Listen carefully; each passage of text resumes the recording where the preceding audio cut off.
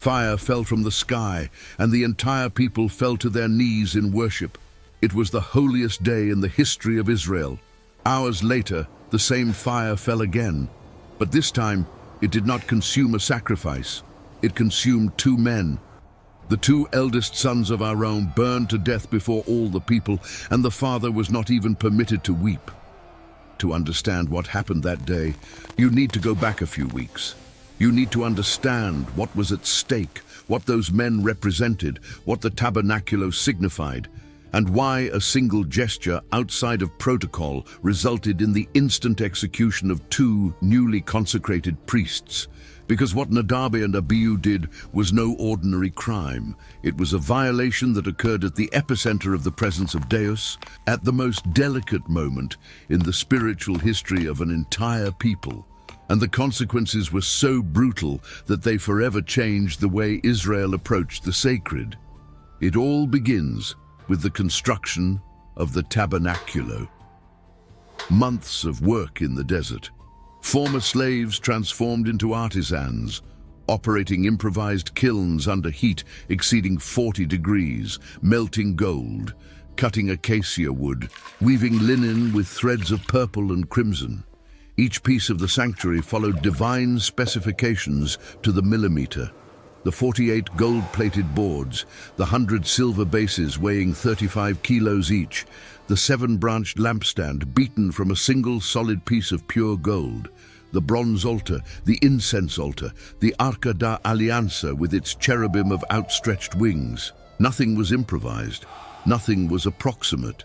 Every detail had been shown to Moises atop Mount Sinai, and the order was clear. Make it exactly according to the pattern. When the tabernacle was finally ready, the entire people knew something extraordinary was about to happen. But before Deus could dwell there, the priests needed to be consecrated. And it wasn't just any consecration. It was a 7-day ritual described in Levitico chapter 8 with a surgical precision that left no room for improvisation.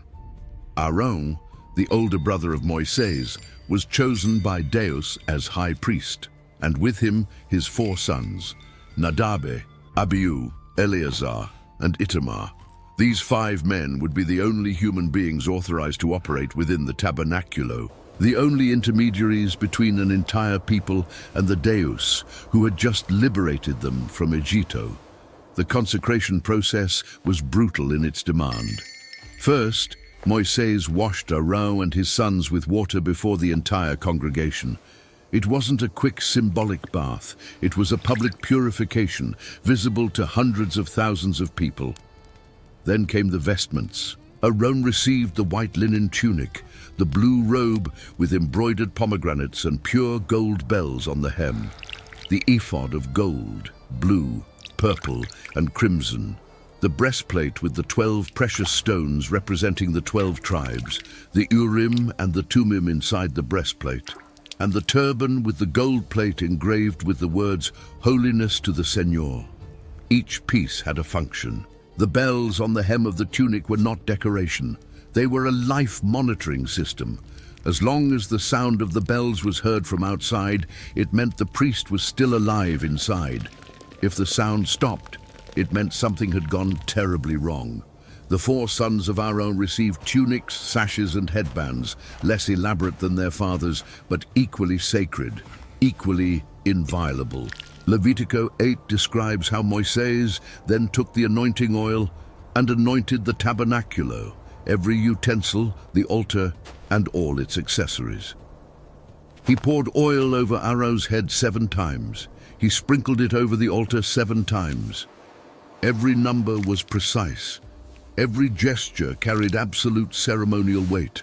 Then came the blood. Moises sacrificed a bull as a sin offering. He took the blood and put it on the horns of the altar with his finger, purifying the altar. The rest of the blood was poured at the base. Then he sacrificed a ram as a burnt offering. The blood was sprinkled around the altar. Then a second ram, the ram of consecration. And here the ritual became even more intense. Moises took the blood of this ram and put it on the tip of Arão's right ear, on the thumb of his right hand and on the big toe of his right foot. He then repeated the same procedure for each of the 4 sons: right ear, right thumb, right big toe. Blood on 3 points of each priest's body: the ear to hear the instructions of Deus, the hand to execute the service with precision, the foot to walk in the correct paths. It was a physical, visceral marking that made it clear that every part of those men's bodies now belonged to sacred service. Moises then took the fat of the ram, the fat tail, the fat covering the entrails, the lobe of the liver, the 2 kidneys with their fat, and the right thigh.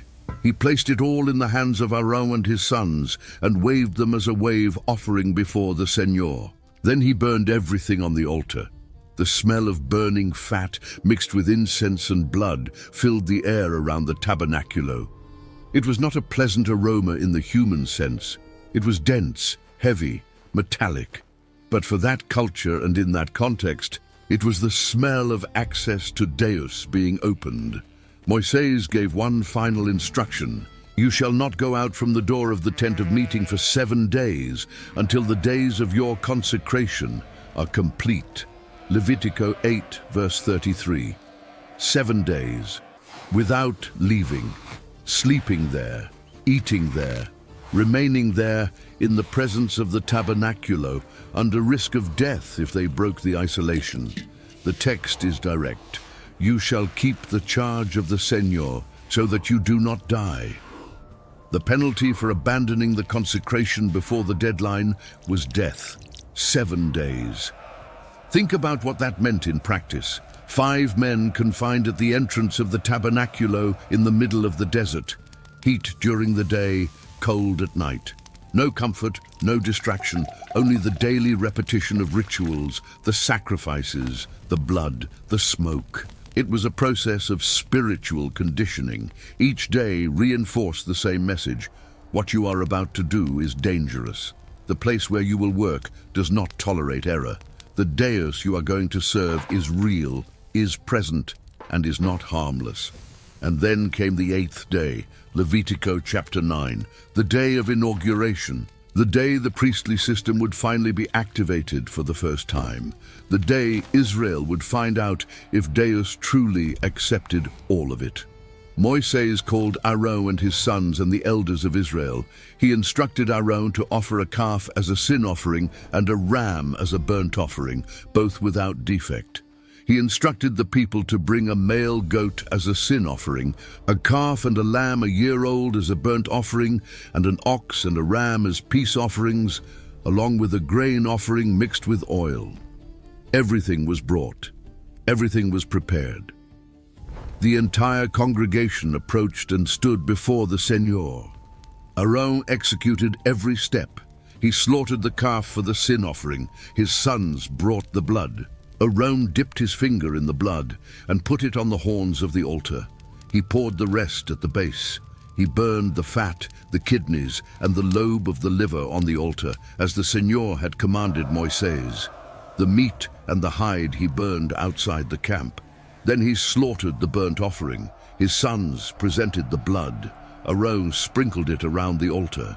They cut the animal into pieces, brought the head. Arão burned everything on the altar. He washed the entrails and the legs and burned them on top of the burnt offering. Every gesture followed to the letter.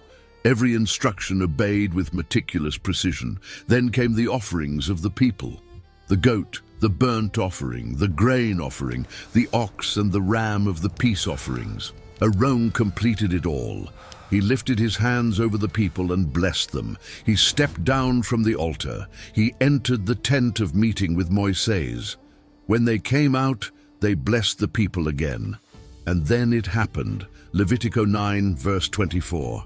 The glory of the Señor appeared to all the people. Fire came out from the presence of the Señor and consumed the burnt offering and the fat on the altar.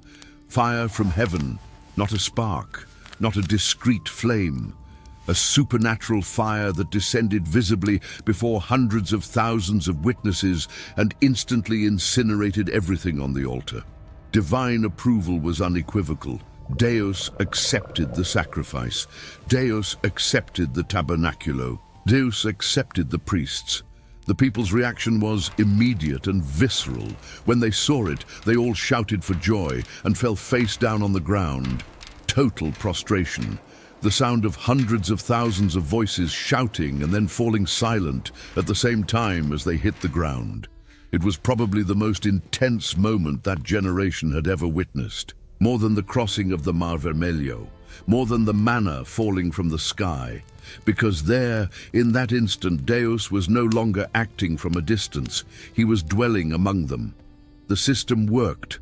Access was open. Imagine the euphoria. Imagine what Arão must have felt. Months of preparation, 7 days of consecration, hours of ritual on the 8th day, and now fire from heaven validating everything. His sons by his side, his family in the priesthood, his descendants guaranteed in the sacred lineage forever. Everything perfect. And then Levitico chapter 10 begins with a phrase that cuts like a blade. Nadab and Abihu, sons of Arão, each took his censer, put fire in them, placed incense over the fire, and offered strange fire before the Señor, which he had not commanded them. Strange fire. In Hebrew, Esh Zara, 2 words that have generated thousands of pages of debate among scholars, rabbis, and theologians over 3,000 years. What exactly did they do? The biblical text is deliberately sparse on details. It does not explain their motivation. It does not describe their emotional state. It does not narrate a prior conversation, a conspiracy, or a plan. It simply records the action and the consequence. But the little the text reveals is devastating when analyzed closely. First, each took his censer. There were 2 acting simultaneously, not one following the other. This suggests a joint coordinated decision, not an individual impulse. Second, they put fire in the censers. The issue here is the source of the fire. Exodus chapter 30, verses 7 and 8, established that incense should be burned on the golden altar with specific fire, the fire that Deus had commanded. The fire that had just descended from heaven and consumed the burnt offering was the authorized fire. It was the sacred fire that was to be kept burning perpetually, according to Levitico chapter 6, verse 13. Nadab and Abihu apparently used a different source. Common fire, human fire, fire they lit themselves. Third, they placed incense over this fire. The formulation of the sacred incense was exclusive and inviolable. Exodus 30, verses 34 to 38, listed the exact ingredients: stacte, onycha, galbanum, and pure frankincense in equal parts. And the prohibition was absolute. Anyone who made incense with the same formula for personal use would be cut off from the people. The text does not specify if Nadab and Abihu used the wrong formula or the right formula with the wrong fire, or both. But the expression strange fire indicates that at the very least the source of the fire was not authorized. And the fourth detail is perhaps the most important of all, which he had not commanded them. It wasn't just what they did, it was what was not asked. No one ordered it. No one authorized it. No one instructed it. They decided on their own to enter the presence of Deus with an offering that Deus did not request, using fire that Deus did not light at a moment that Deus did not determine. The response was instantaneous. Levitico 10, verse 2. Then fire came out from the presence of the Señor and consumed them, and they died before the Señor. The same fire, the same place, the same Deus. Minutes earlier, this fire had consumed the sacrifice in approval. Now it consumed 2 priests in judgment. The difference was not in the fire. It was in who obeyed the rules and who decided to improvise. They died before the Señor. They didn't die at home. They didn't die in the camp. They died right there inside the tabernaculo, on the floor of the sanctuary, before the presence of Deus, before the eyes of all the people who minutes before were shouting for joy, and now watched in absolute shock as two corpses were generated by the same fire that had just validated the entire operation. Moisés' reaction was immediate and brutal. He turned to Arão and said, "This is what the Señor spoke, saying, 'I will be sanctified in those who come near me, and I will be glorified before all the people.'" Leviticus 10, verse 3. It was a declaration, not a consolation. Moisés didn't say, "I'm sorry." He didn't offer a hug. He didn't hesitate. He transmitted the divine message with the coldness the situation demanded. Those who approach Deus are under different rules, and proximity without reverence is not a privilege, it is a lethal risk. And Arão's reaction? The text records a few words that carry more weight than any lament could express. And Arão held his peace. Silence. Two sons dead on the floor, burned by divine fire. The priestly dream turned into a nightmare, and Arão was silent. He didn't scream, he didn't question, he didn't protest, he didn't ask for an explanation, he didn't tear his clothes, as was the custom in mourning, because Moisés explicitly forbade it. "Do not uncover your heads nor tear your clothes, lest you die and wrath come upon all the congregation." Leviticus 10, verse 6. Arão could not even express grief in the traditional way. He could not weep publicly. He could not interrupt the service because he was still the high priest, and the high priest could not defile himself with the dead, not even with his own sons. The service of Deus was greater than a father's pain. Moisés called Misael and Elzapha, Arão's cousins, and ordered them to approach and carry the bodies outside the camp, still dressed in their priestly tunics. Think of the scene. Two men carrying the corpses of their cousins, still dressed in the clothes of consecration, passing before an entire people who watched in terrified silence. The same men who 7 days earlier had been consecrated, who hours earlier had assisted in the inauguration sacrifices, were now carried out as a visible warning. But here comes a detail that scholars have debated for millennia and that completely changes the reading of the event. Leviticus 10, verses 8 to 11. Immediately after the death of Nadab and Abihu, Deus spoke directly to Arão, not to Moisés, and said, "Do not drink wine or strong drink, you nor your sons with you, when you go into the tent of meeting, lest you die. It shall be a statute forever throughout your generations, and that you may distinguish between holy and unholy, and between unclean and clean." The proximity of this instruction to the death of the two sons raises a question that has echoed through centuries of interpretation. Were Nadab and Abihu drunk when they entered the tabernacle? The text does not state this directly, but the insertion of the alcohol prohibition exactly at this point in the narrative is not accidental. Biblical texts are constructed with intentional literary economy. If Deus prohibited alcoholic beverages for priests immediately after this event, the most direct implication is that alcohol played some role in what happened. Several rabbinic commentators from antiquity, including Rashi and the Midrash Rabbah, interpret it exactly this way. The euphoria of the day, the celebration of the fire descending from heaven, the collective joy of the people. In a festive context, it would not be absurd to imagine wine was circulating. And if Nadab and Abihu drank before entering the sanctuary, the alcohol may have clouded their judgment enough that they confused impulse with inspiration. But the drunkenness, if it existed, was not the root cause. It was, at most, a catalyst.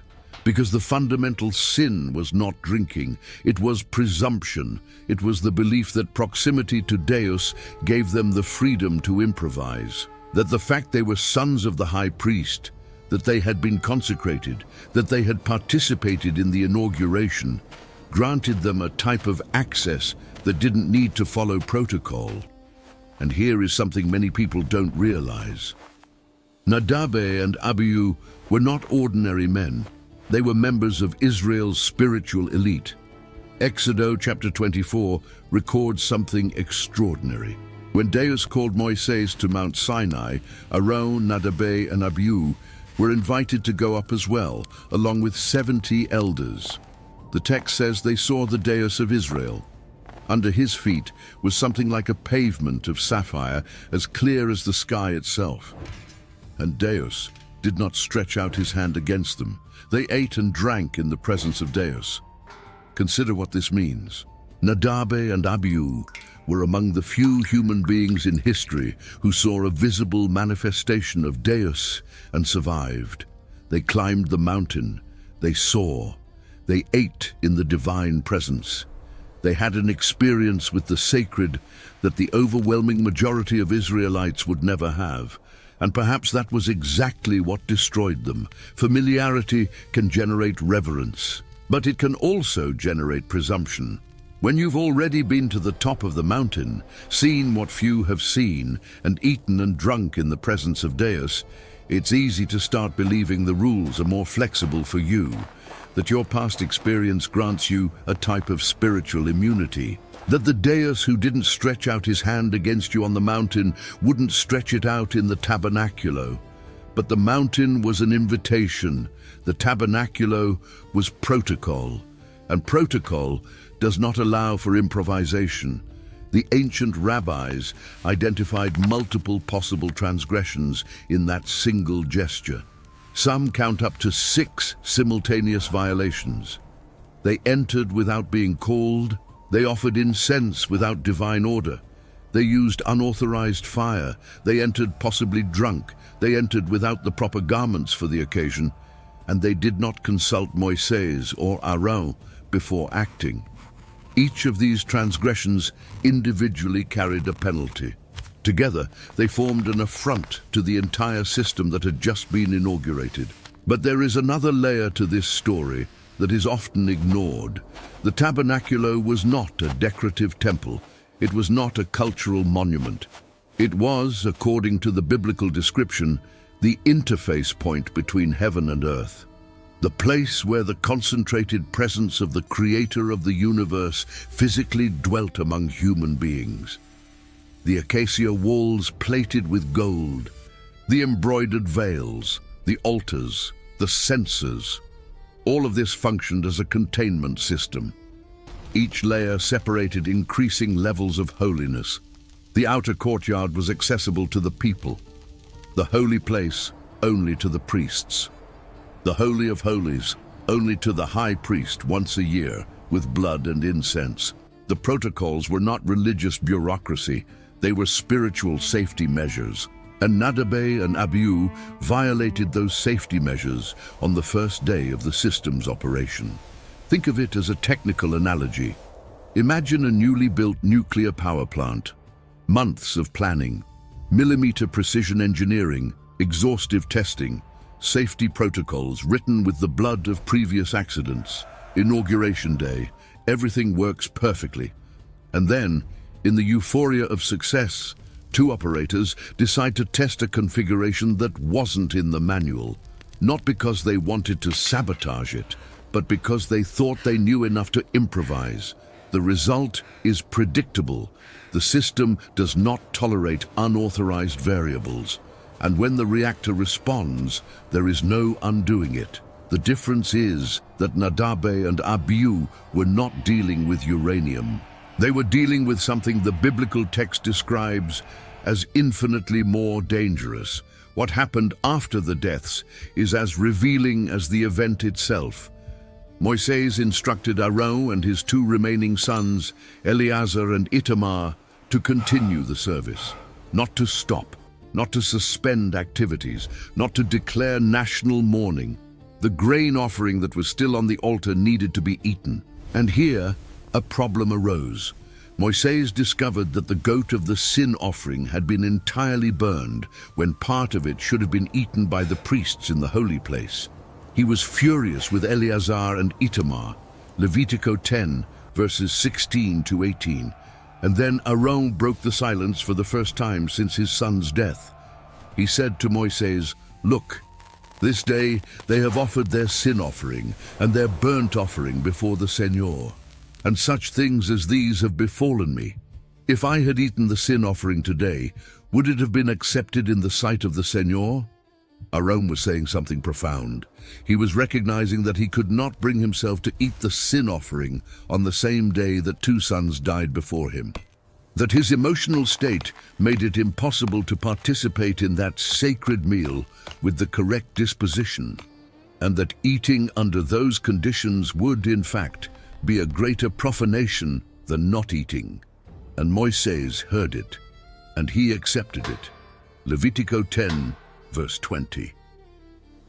Here is a moment of humanity in the midst of judgment.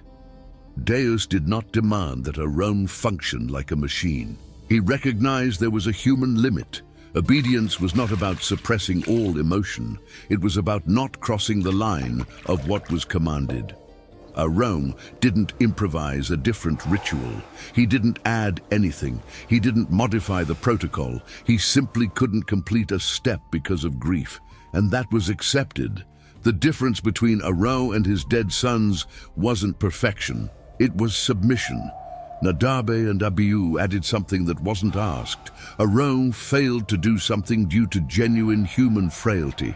One was presumption, the other was fragility, and Deus responded differently to each. The consequences of the event extended throughout the subsequent history of Israel. The death of Nadab and Abihu established a precedent that shaped every following generation of priests. Levitico chapter 16 opens with a reference directly. The Señor spoke to Moises after the death of the two sons of Arão, when they drew near before the Señor and died. It is exactly in this context that Deus establishes the rules for the Day of Atonement, the holiest and most dangerous ritual of the entire Israelite calendar.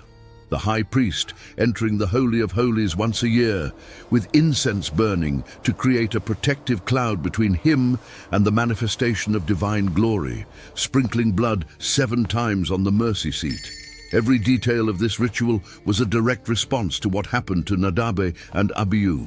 The cloud of incense was not decoration, it was a shield. Without it, the priest would die upon seeing the uncovered glory of Deus. Numeros chapter 3 verse 4 records with a documentary coldness that is almost disturbing. Nadab and Abihu died before the Señor when they offered strange fire before the Señor in the wilderness of Sinai, and they had no children. They had no children. Their priestly lineage ended there. If they had children, those children would have inherited the priestly position, but they died before generating offspring. The consequence was not just immediate death, it was the extinction of an entire lineage. The priesthood continued through Eleazar and Itamar, the two remaining sons. Eleazar eventually succeeded Arão as high priest, and the priestly tradition of Israel followed for centuries with an indelible mark, the memory of two men who thought they could approach Deus on their own terms. Later, Jewish tradition developed additional layers of interpretation. The Talmud, in the treatise Eruvin, discusses whether Nadab and Abihu also sinned by not consulting each other properly or by making halachic decisions in the presence of Moises, what was considered an affront to the teacher's authority. Other rabbinic texts raise the possibility that the two were arrogant and refused to marry, considering that no woman in Israel was worthy of them.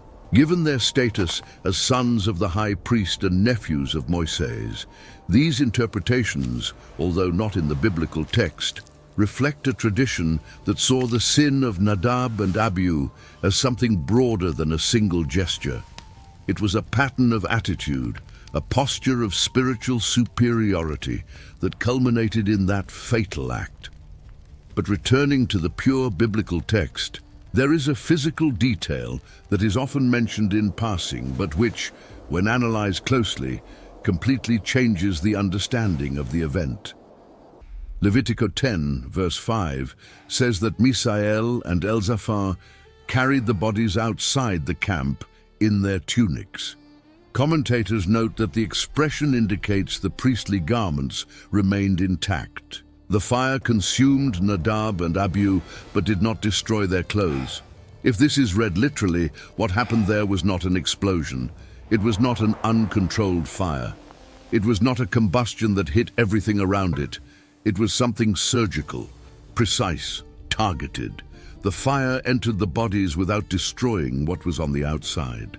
The same force that had consumed entire burnt offerings on the altar, incinerating flesh, fat, and bone in seconds, now acted with a precision that no natural flame could reproduce. This detail is unsettling because it discards any simple naturalistic explanation. It wasn't an accident with fire from the senses. It wasn't an explosion of accumulated gases. The text describes a deliberate, intelligent, and targeted action of a force that distinguished between the human body and the sacred fabric covering it. The garments were spared. The men inside them were not. The narrative of Nadab and Abihu functions as a kind of frame for the entire Israelite sacrificial system. It is the first test of the newly inaugurated system and the first failure. It is the practical demonstration that the rules were not suggestions, that the fire that approved was the same fire that consumed, that the distance between blessing and judgment was the thickness of an instruction obeyed or ignored. The impact on the rest of the people must have been overwhelming. Minutes before, they all shouted for joy and fell face down in worship. Now they watched 2 corpses being carried out of the camp. The same generation that saw the 10 plagues in Egitto, that crossed the Mar Vermelho on foot, that ate manna from heaven, now had one more image engraved in their collective memory. 2 priests killed by the same deus who had just blessed them, and the message was impossible to ignore. If the sons of the high priest were not immune, no one was. Arão served as high priest for nearly 40 years after that day. He entered the tabernacle hundreds of times. He offered thousands of sacrifices. He burned incense on the golden altar, following every instruction to the letter. And every time he entered, he passed the place where his sons died. Every time he lit the incense, he used the correct fire. Every time the bells on the hem of his tunic tinkled, the people knew he was still alive inside. Because he followed the rules, because he did not improvise, because the silence he maintained that day was not weakness. It was the most brutal recognition possible that he was dealing with something that did not admit negotiation. 2 bodies, 2 intact priestly tunics. The records say the fire consumed Nadab and Abihu from the inside, but their clothes remained whole. If this is literal, what happened there was not an explosion. It was something surgical, precise, targeted. This detail changes everything. It wasn't uncontrolled destruction, it was calculated execution. And this precision is what makes the event so disturbing for scholars to this day. The same phenomenon that consumed the burnt offering in approval minutes earlier now eliminated 2 priests with the accuracy of a scalpel. The story of Nadab and Abihu remains one of the most analyzed and debated accounts of ancient texts. Not because of the punishment, but because of what it reveals about the nature of what the Israelites encountered in that desert. Something so powerful that the slightest variation in protocol meant the difference between life and death. And the man who lost the most that day was the same one who had to go back to work the next day in silence before the same fire.